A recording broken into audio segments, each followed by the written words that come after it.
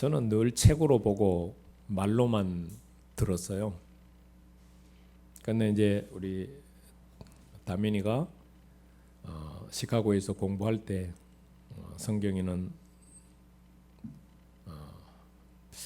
3주인가 한 달인가 뭐 얼마 있다가 제가 그렇게 가보고 싶은 데를 저는 못 가보고 갔다가 왔다 그러더라고요.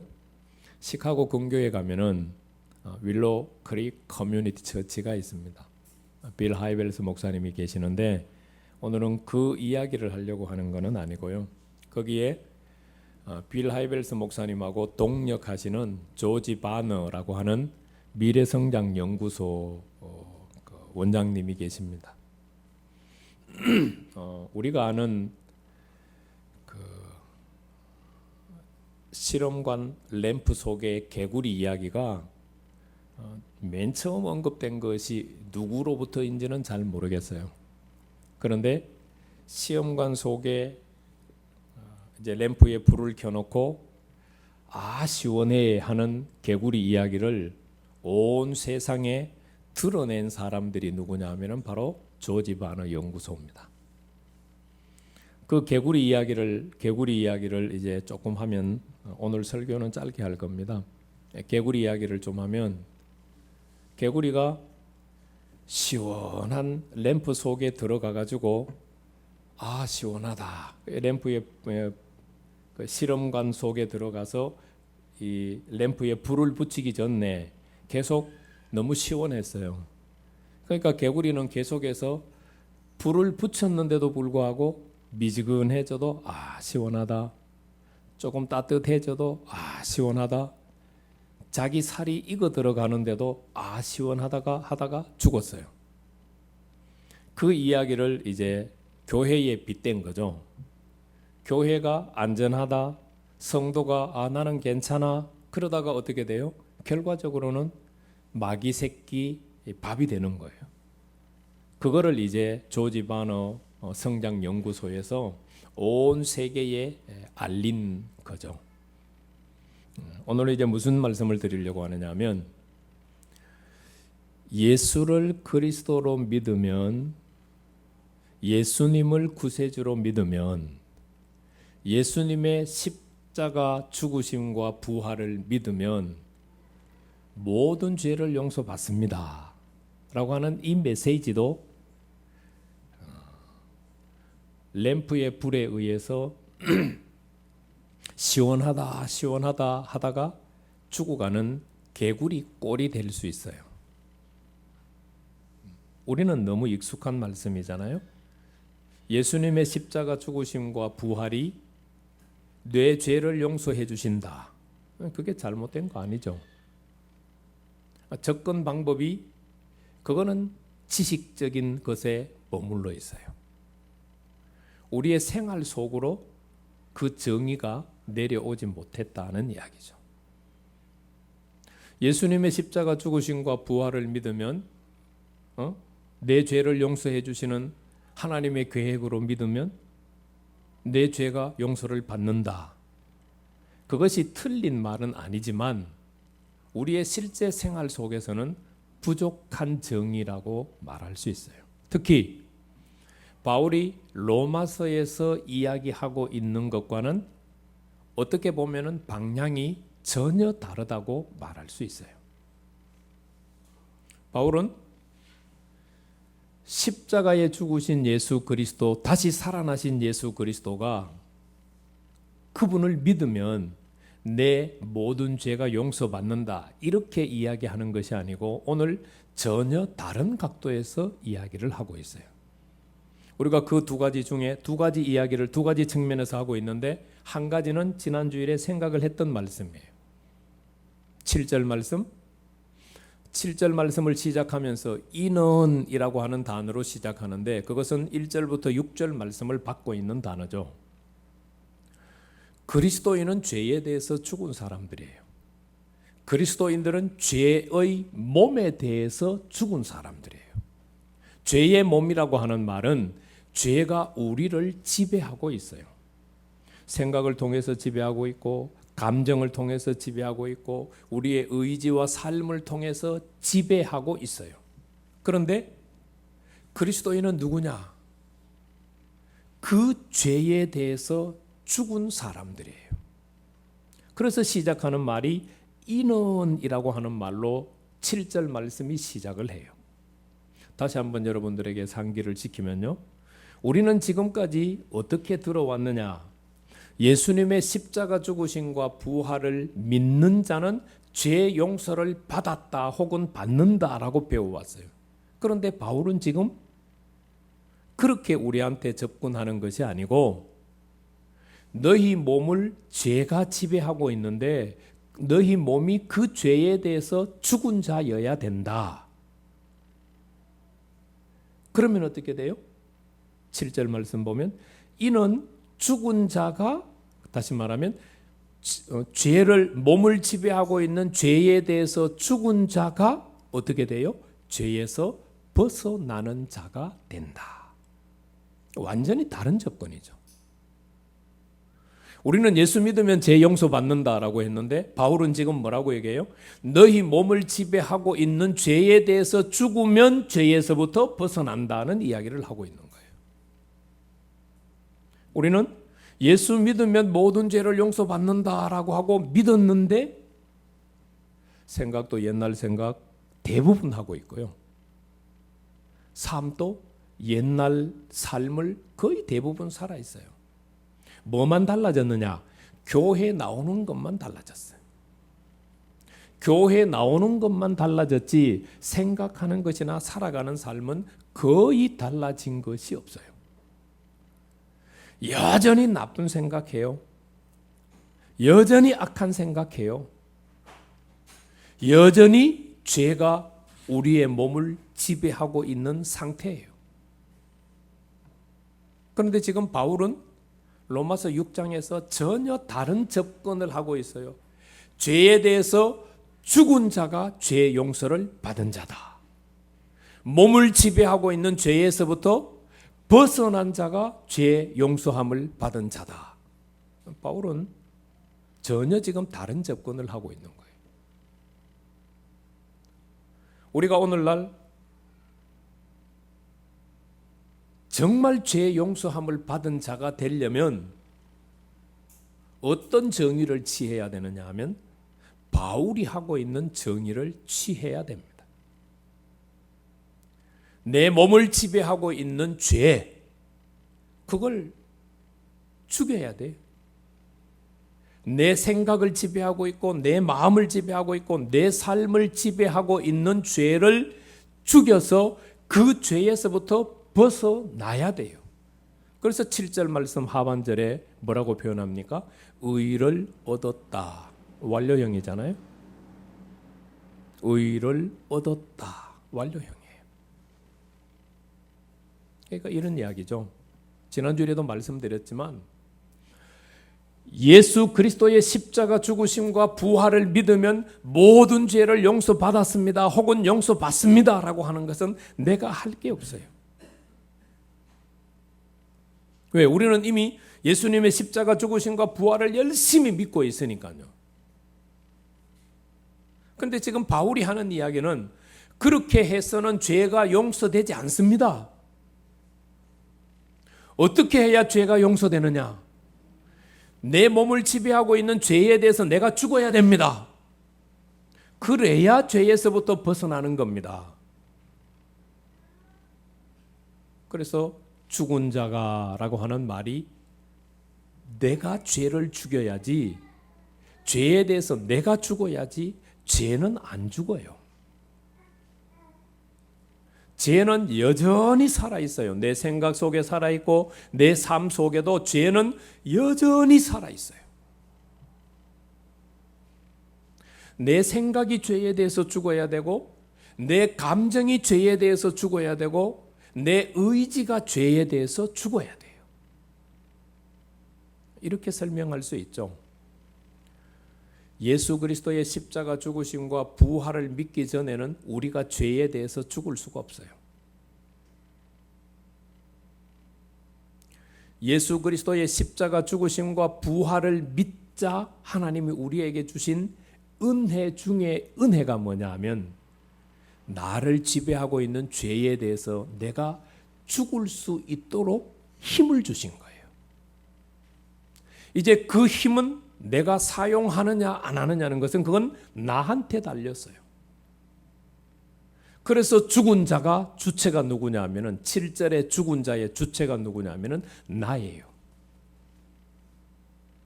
내가 아무리 예수님의 십자가 죽으심과 부활을 믿습니다 하고 1000만 번 고백해도 나는 죄에 대해서 안 죽어요. 내가 스스로 하나님이 주신 은혜의 힘으로 나를 지배하고 있는 죄에 대해서 내가 죽어가야 돼요. 그 말을 쉽게 표현하면 악착같이 죄악된 생각을 안 하려고 몸부림쳐야 돼요.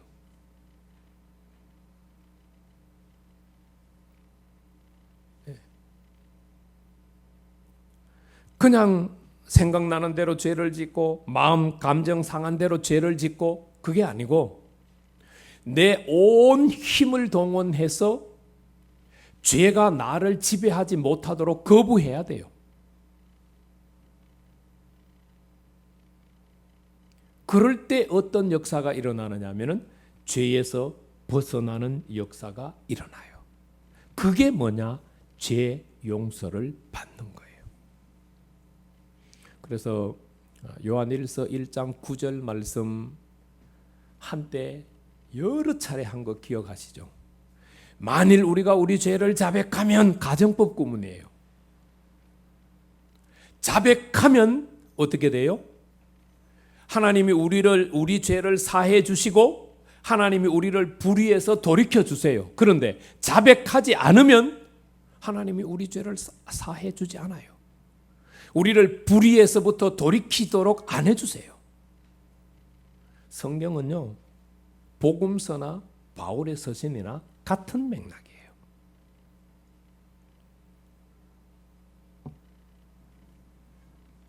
이것이 우리가 알고 있는 지금까지 배워왔던 죄 용서함을 받았다는 정의와 바울이 하고 있는 정의가 다른 첫 번째 모습이에요. 자, 오늘은 두 번째. 우리가 지금까지 예수 믿으면 죄 용서를 받아요 라고 그렇게 열심히 믿어왔는데 초점이 조금 핀트가 안 맞았다고 볼 수 있어요. 바로 그 말씀이 오늘 9절부터 11절에 기록이 되어 있어요. 우리는 예수 그리스도의 십자가 죽으심과 부활을 믿으면 내 죄가 용서받았다는 데 초점이 맞춰 있는데 오늘 바울은 9절 10절에서 무슨 이야기를 하고 있느냐 하면은 당신은 하나님께 대해서 산 자입니다 라는 이야기를 하고 있어요. 우리는 죄 용서받은 것에 대해서 온 생각, 온 마음을 기울이고 있는데 오늘 바울은 죄 용서받은 사람들은 하나님에 대해서 살아있는 자인 것을 기억하십시오라고 말하고 있어요.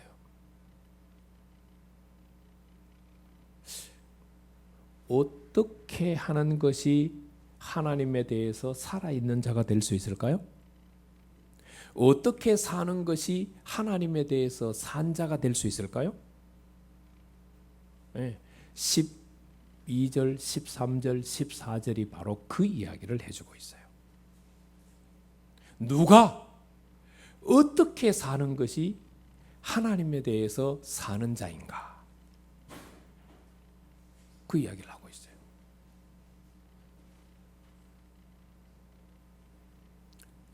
그 이야기는 두 가지 측면으로 나눠서 이야기하고 있어요. 자, 언더라인을 한번 해보세요. 12절에 죄가 너희 몸을 지배하지 못하게 하라. 여러분, 현재 명령형이에요. 그 다음에 너희 몸을 사욕했으니까 그냥 죄에 순종하지 않게 하라. 너희 몸을 죄에 순종하지 않게 하라. 여러분 이거는요 강조용법이에요. 강조용법. 그 다음에 12절 13절 상반절 너희 지체를 불의의 무기로 죄에게 내어주지 말라. 이것도 현재 명령형이에요. 자, 하나님에 대해서 살기 위해서 살아있는 자가 되기 위해서 안 해야 되는 일이 뭐라고요? 하지 말아야 될 일이 있어요. 하나님에 대해서 산 자가 되기 위해서는 하지 말아야 될 일이 있는데 그게 뭐냐 하면은 죄의 지배를 받지 말라는 거예요.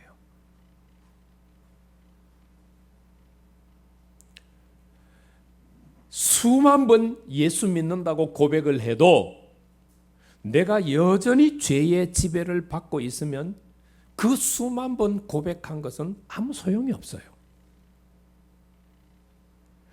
나는 예수님 믿어요 라고 고백을 했으면 그 고백이 진짜 고백이 되려면 뭐가 되어야 되느냐 하면은 더 이상 그 죄의 지배를 받지 않아야 되는 거예요.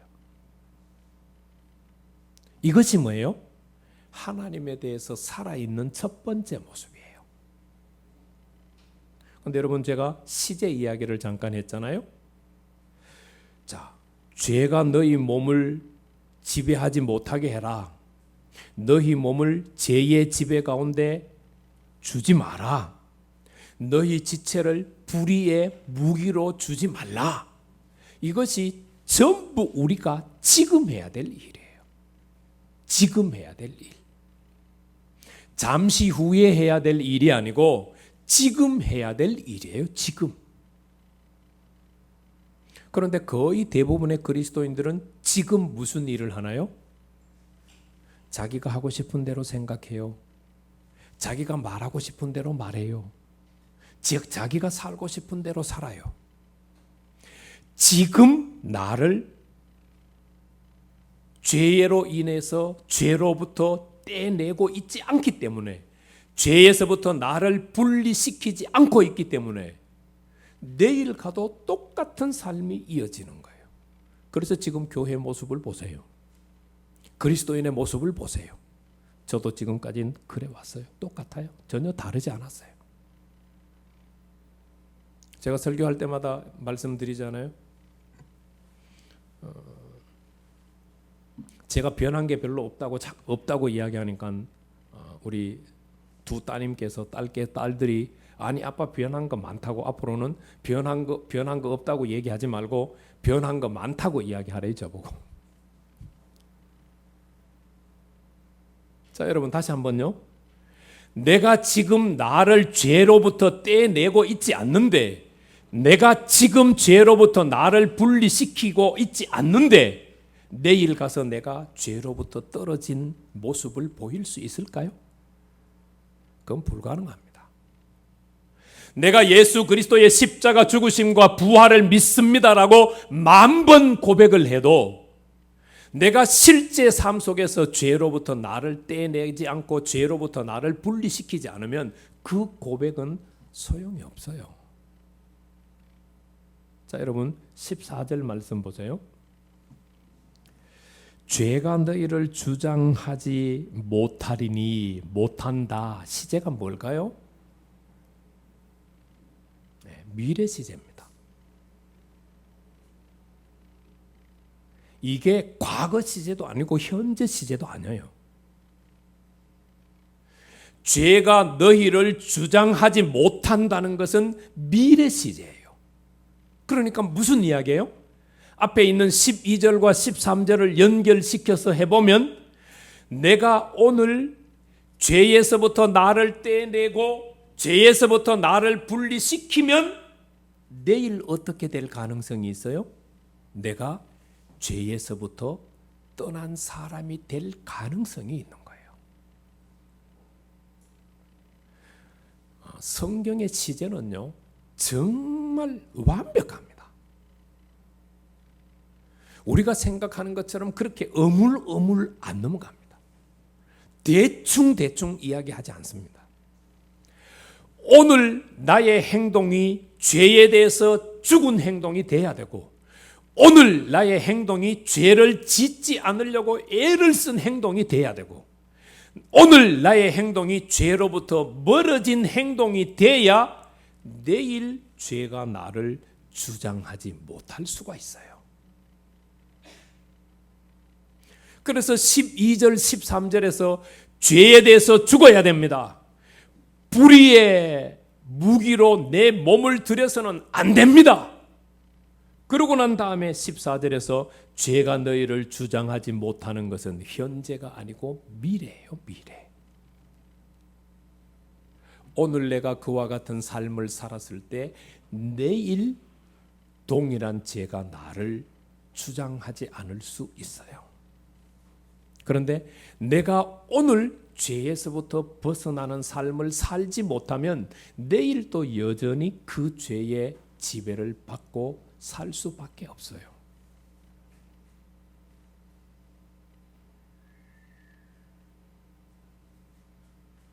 그러니까 지금 이야기를 듣다가 제가 원래 하려고 했던 주제를 잊어버렸을 수 있어요. 예수 믿으면 내 모든 죄를 용서받았습니다. 혹은 용서받습니다. 우리는 지금까지 이렇게 배웠는데 바울은 지금 우리가 가르치고 배웠던 것과는 다른 각도에서 이야기를 하고 있어요. 우리는 이론적으로 듣고 배웠다면 바울은 지금 우리에게 무엇으로 접근하고 있느냐? 삶으로 접근하고 있어요.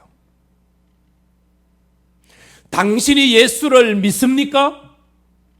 당신이 예수 그리스도의 십자가 죽으심과 부활을 믿습니까? 그러면 당신은 지금 죄에 대해서 죽고 있는 자입니다. 죄로부터 당신의 생각을 떼내고 있는 자입니다. 죄로부터 당신의 마음을 뽑아내고 있는 자입니다. 죄로부터 당신의 삶을 분리시키고 있는 자입니다. 그러면 내일 죄가 당신을 주장하지 않게 될 것입니다. 지금 바울은 전혀 우리가 배운 것과는 다른 각도에서 죄 용서 받았음을 언급하고 있는 거예요. 뭐가 편해요? 예수 그리스도의 십자가 죽으심과 부활을 믿으면 모든 죄가 용서받았습니다. 편하죠?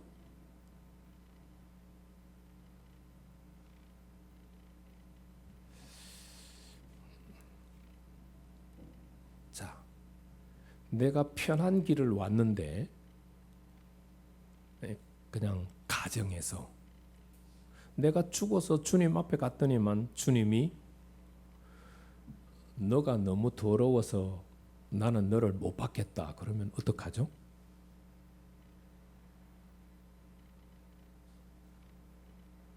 자, 22절 말씀까지 안 갈 거니까 오늘 설교를 하고는 이제 다른 본문으로 넘어갈 거니까 6장 22절은 이미 우리가 수차례 들었던 말씀이에요. 영생이 뭐죠? 우리는 지금까지 교회에서 배울 때 영생은 영원히 사는 걸 영생이라고 했어요. 그런데 바울은 지금 로마서에서 영생을 영원히 사는 거라고 이야기하고 있지 않아요. 로마서 6장 22절 보면 영생은 뭐죠? 죄에서 해방되어서 하나님의 종에 속해 가는 것이 영생이에요. 죄에서 해방되어서 하나님의 종에 속해 가는 것을 6장 22절에서는 뭐라고 설명했어요? 거룩함에 이른 열매를 맺어가는 것이다 라고 했어요. 그죠? 예. 죄에서 해방이 되어서 하나님의 종에 속해가는 것을 거룩함의 열매를 맺어가는 것이다 라고 했어요. 거룩함의 열매를 맺어가는 것의 마지막 열매가 뭐예요? 영생이에요. 우리는 지금까지 영생은 시간적으로 영원히 사는 거라고만 배워왔는데 바울은 지금 시간적으로 영원히 사는 것이 영생이 아니고 죄에서 해방이 되어서 하나님의 종에 속해가는 거룩함의 열매를 맺어가는 것이 영생입니다. 이렇게 우리한테 안 가르쳐 준 것이 아니고 가르쳐 줬어요. 여러분들은 이제 하나님 앞에 가가지고 나는 그거 몰랐는데요. 변명이 안 돼요. 그럼 진짜 모르고 갔다고 변명이 되느냐? 더 안 돼요. 영생은 시간적으로 영원히 사는 개념이 없는 것은 아니지만 그게 전부가 아니에요. 그건 0.1%도 차지하지 않아요. 99.9%는 뭐냐? 영생은 거룩함의 열매를 맺어가는 마지막 열매가 영생이에요.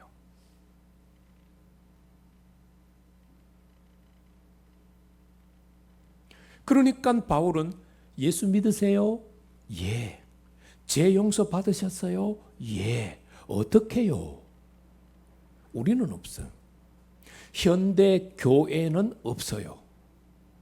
그런데 바울은 이야기하고 있어요.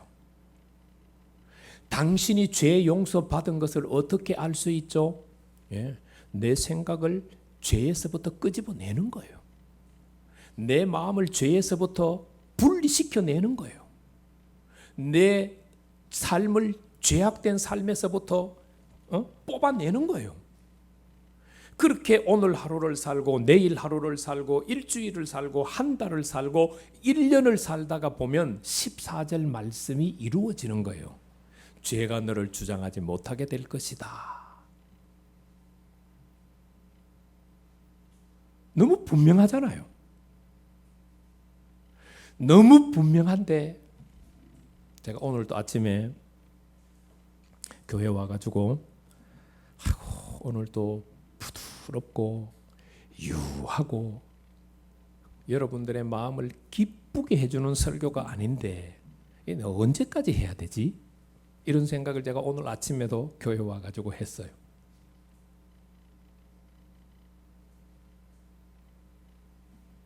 어떻게 할까요? 계속 할까요? 아니면 잘하십니다 하다가 대신에 여러분들이 원하는 대로 해줄 수는 있는데 나는 책임은 못 져요. 여러분들이 나중에 주님 앞에 가서 주님은 너 얼마나 거룩해졌니? 라고 보고 천국에 들어오든지 못 들어오든지 결정하실 건데 왜? 영생이라고 하는 게 영원히 사는 게 아니고 영생은 거룩함의 마지막 열매가 영생이라니까요.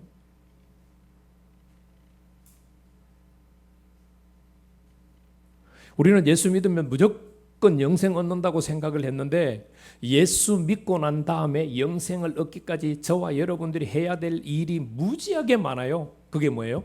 죄에서부터 벗어나는 거예요. 나를 지배하고 있는 죄를 바퀴벌레 퇴치하듯이 퇴치해야 돼요.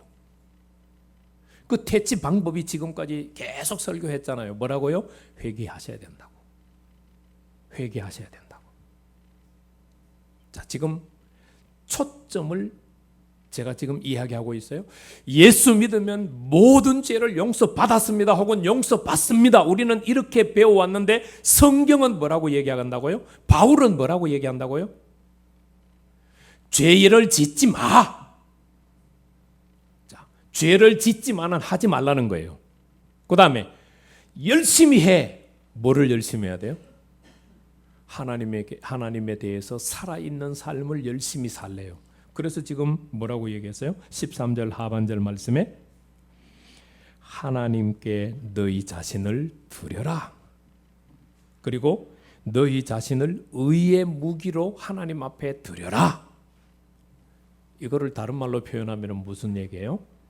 말씀대로 살아라예요. 말씀대로 살아라. 변명하지 말고 나는 이렇게 할 수 없다라고 하지 말고 하늘과 땅의 권세를 가지신 십자가에 죽으시고 다시 살아나셔서 하늘과 땅의 권세를 가지신 그 예수님이 나와 함께 하심으로 그분을 의지해서 하나님의 말씀대로 살아라. 그러면 뭐가 주어진다고요?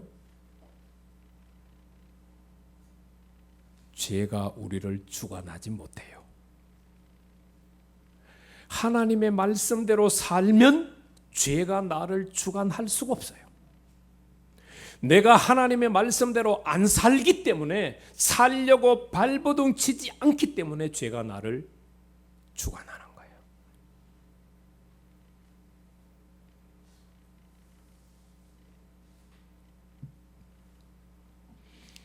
그러면서 바울은 14절 하반절에서 당연히 그와 같은 삶을 살아야 된다고 이야기합니다. 왜냐하면 저와 여러분들은 율법 아래에 있는 사람이 아니거든요.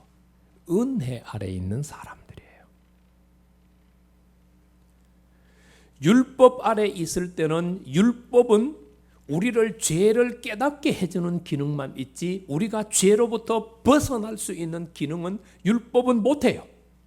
그런데 은혜는 저와 여러분들을 죄에서부터 벗어날 수 있는 힘과 능력을 지금 또 예수님의 십자가 은혜를 통하여서 주고 계세요.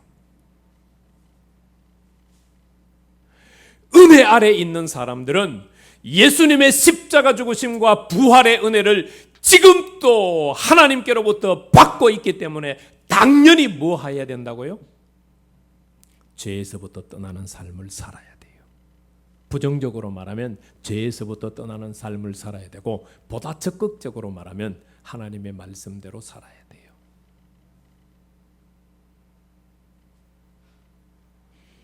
그래서 우리가 지금까지 여러분들은 그래도 배우는 입장이니까 설교를 듣는 입장이니까 저만큼은 마음이 안 아플 거예요. 저는 목사 안수 받고 30년 동안 지내오면서 계속해서 예수 믿으면 모든 죄를 용서받습니다. 이렇게 가르쳤던 삶에 대해서 제가 변화가 없고 그렇게 가르침을 받은 성도들이 변화가 없는 삶에 대해서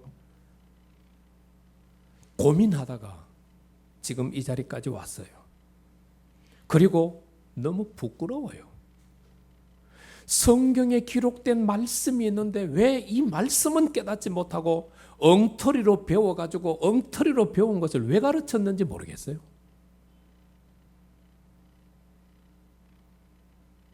사실 엉터리라고 표현하는 건 좀 문제가 있는 것 같아요.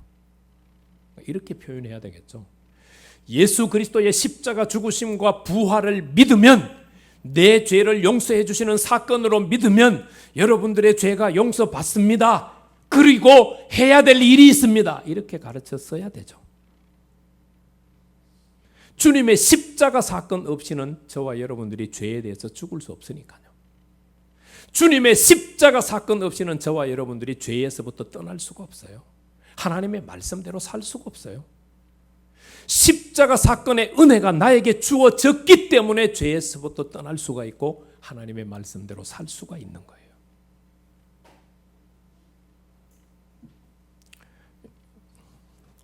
저는 아침에 와서 오늘 또 부담스러운 설교가 아니라 여러분들이 사는 길이라는 것을 제가 다시 한번 확신했어요.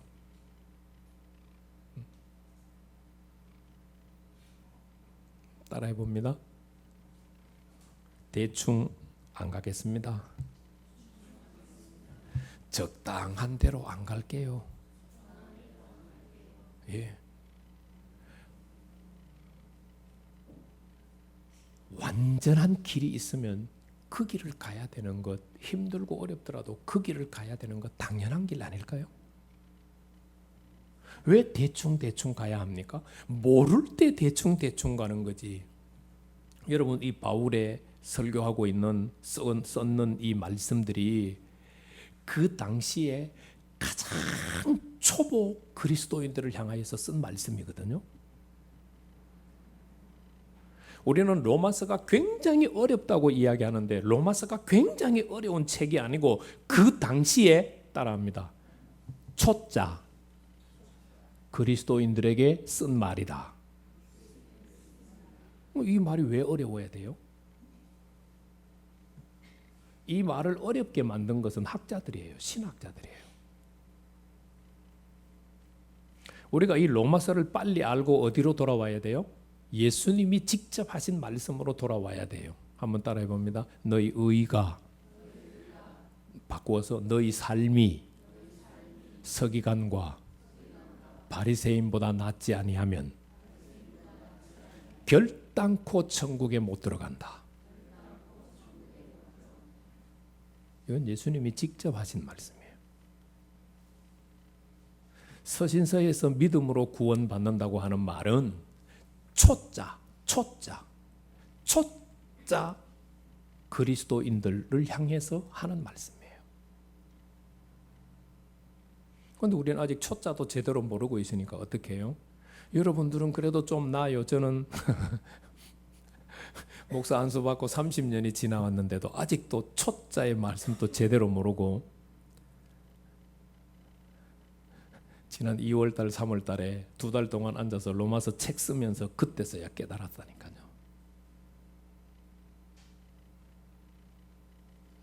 로마서 책은 8월 말쯤에 나올 겁니다.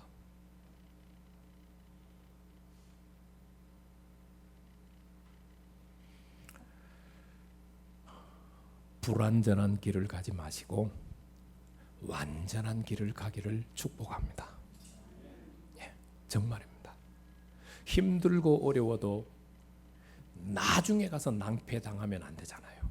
주님 앞에 섰는데 나 너 모른다 그러면 어떻게 해요?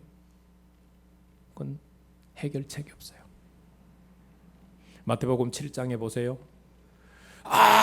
내가 주님의 이름으로 귀신도 쫓아냈고 내가 주님의 이름으로 초자연적인 역사들도 행했습니다. 그러니까 주님이 뭐라고 하셨어요? 읽고 마치겠습니다. 마태복음 7장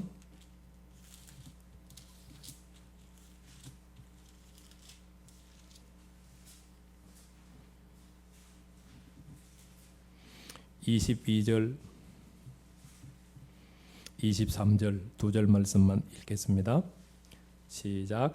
그날에 많은 사람이 나더러 이르되 주여 주여 우리가 주의 이름으로 선지자 노릇하며 주의 이름으로 귀신을 쫓아내며 주의 이름으로 많은 권능을 행하지 아니하였나이까 하리니 그때에 내가 그들에게 밝히 말하되 내가 너희를 도무지 알지 못하니 불법을 행하는 자들아 내게서 떠나가라. 여러분, 이때는 피해갈 길이 없어요. 불완전한 길을 계속해서 가는 이 땅의 그리스도인들이 되지 마시고 성경에 기록된 말씀을 따라서 정확하게 완전한 길을 가는 성도들이 되기를 축복합니다. 하나님 아버지, 오늘도 말씀 가운데 우리와 함께 해주심을 감사함을 드립니다. 지금까지는 우리가 예수 그리스도의 십자가 사건을, 죽으심과 부활을 믿으면 죄 용서를 받는다고만 배웠고 거기에서 머물렀습니다. 그러나 바울은 로마서 6장에서 십자가의 은혜를 경험한 사람들은 죄에서부터 떠나고 있어야 된다고 말하고 있습니다. 하나님에 대해서 살아있는 자가 되어야 된다고 말하고 있습니다.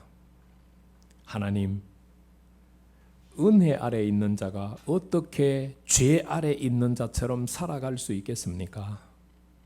예수님의 십자가 죽으심과 부활을 경험한 자가 경험하지 않은 자처럼 어떻게 살아갈 수 있겠습니까? 바울은 오늘 우리가 배운 것과는 조금 다른 각도에서 죄 용서받았음을 설명하고 있는데, 하나님, 오늘부터 내 의지를 100% 발휘해서 죄를 짓지 않게 노력하게 하여 주옵소서. 죄로부터 떠나고자 애쓰는 자들이 되게 하여 주시옵소서.